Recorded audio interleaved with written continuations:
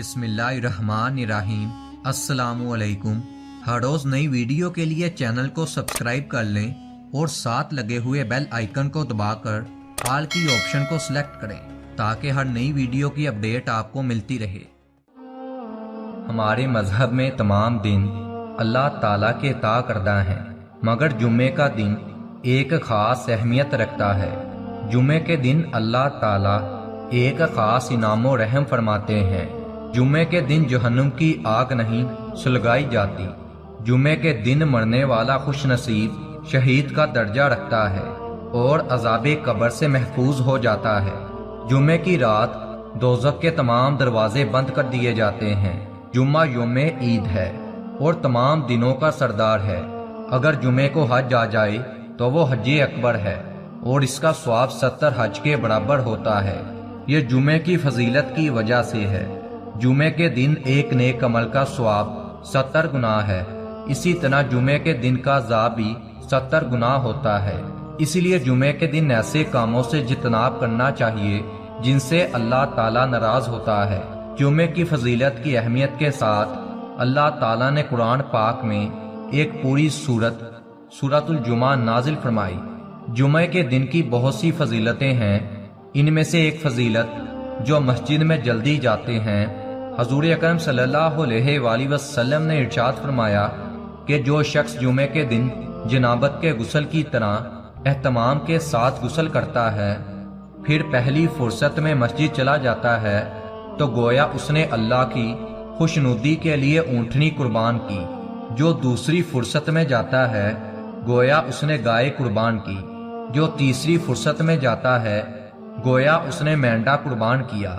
जो चौथी फुर्सत में जाता है, गोया उसने मुर्गी कुर्बान की। जो पांचवी फुर्सत में जाता है, गोया उसने अंडे से अल्लाह की खुशनुदी हासिल की। फिर जब इमाम खुतबे के लिए आता है तो फरिश्ते खुतबे में शरीक हो जाते हैं।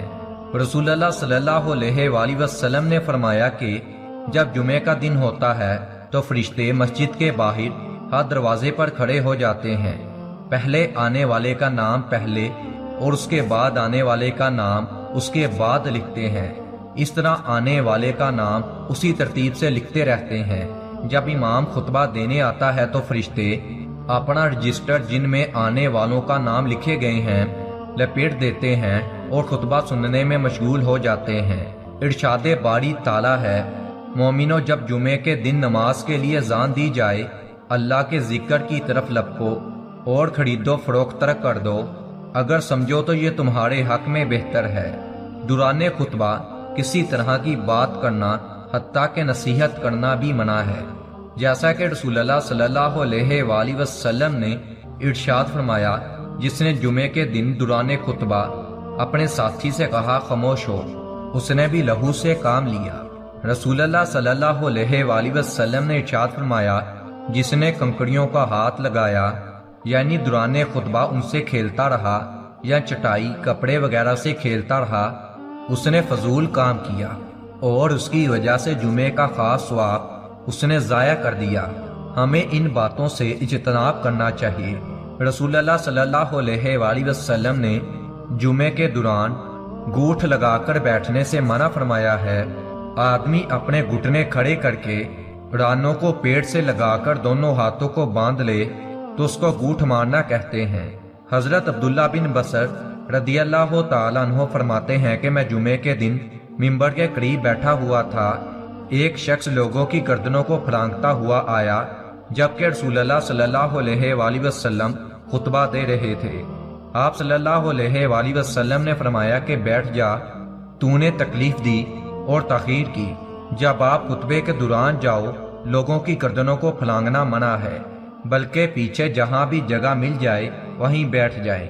हमें चाहिए कि हम इन बातों पर अमल करें।